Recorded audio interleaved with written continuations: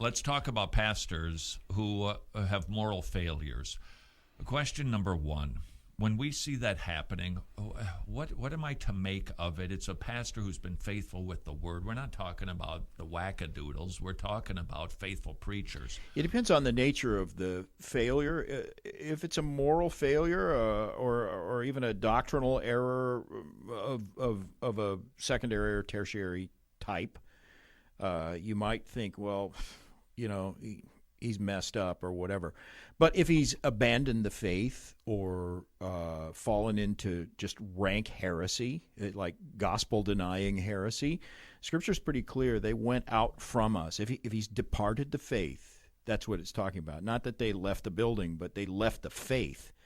If they went out from us, it was just to be made manifest. They were never among us. All right, but what about let's because you said something that might leave people questioning, thinking that, let's say, a moral failure of a sexual nature, not a big deal. I don't think it's not a big deal. I would disqualify a man from ministry permanently because Scripture says that kind of sin leaves a reproach that cannot be blotted out. And the first requirement for a pastor is he has to be above reproach. So while he can be forgiven for that sin, and I've known, and you and I both known pastors who've fallen into immorality and then repented, they can be forgiven for that sin. They can be brought back into the fellowship and partake communion with us. What they cannot do again is stand up and lead the church. All right, so you're not saying we're judging their eternity. We're just saying they no longer have the qualification to be in that position, and so they are disqualified. All right, but what do I think of it?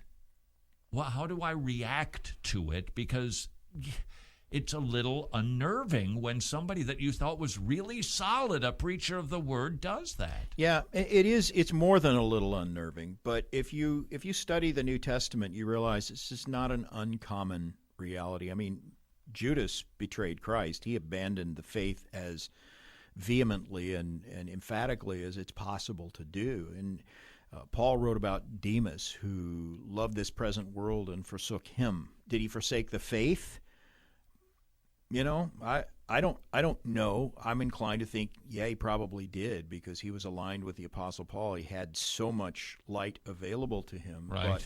But in fact, Paul said at one point that all who were in Asia had basically forsaken him. Nobody stood with him. All right, so I see the pastor. I've been admiring the pastor, benefiting from the teaching, and all of a sudden, whoop, help me walk through my emotions so that I don't find myself asking big, bad questions. Right. It's normal and right, actually, to be grieved as if, on the same level as if you suffered a death in your close family. And betrayed. Yeah. I mean, because it is. Yeah. If you've been, it's a public guy or the local pastor and or both, it is a betrayal. It is. And it's like, I suppose, a suicide in that it involves both grief because you've lost a loved one and a feeling of betrayal because it was his fault. This is from the Cripplegate. What is it called? Cripplegate. I see. And who are these people? Most of them are master seminary graduates. I know. This is young pastors and fighting from falling. Now, this applies to young, old, doesn't make any difference. Frankly, this applies to all of us, doesn't it? Number one, none of us are above a fall. There's your take heed. Right. We ought to be content about being obscure nobodies in pastoral ministry. That's counterintuitive these days. It is, but that's absolutely true. Clay pots. Yeah. All right. Number three, before stepping into a pastoral position, we need to do everything possible to have currently qualified and recognized elders affirm our qualifications.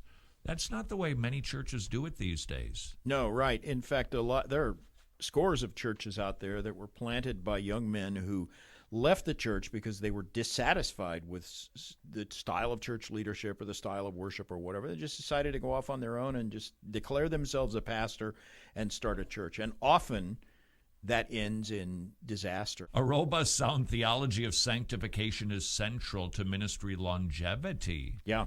Yeah. How easy is it for the pastor to neglect his sanctification process? It is surprisingly easy. I mean, you'd think that somebody who labors in the Word daily, is preparing messages and all of that, it'd be easy. But it is actually, I think, harder. Why? I don't know. The cares busyness, the cares of ministry, the other things that get could in it the be way. confusing soul care of others with not caring for your own No soul? question about it. I'm doing the stuff. If you're reading the scriptures for a sermon and trying to be clever with how you handle it, and that's what you're thinking about, rather than reading the scriptures and saying, Lord, speak to me through this. When a pastor takes a moral tumble, it is an issue of discernment.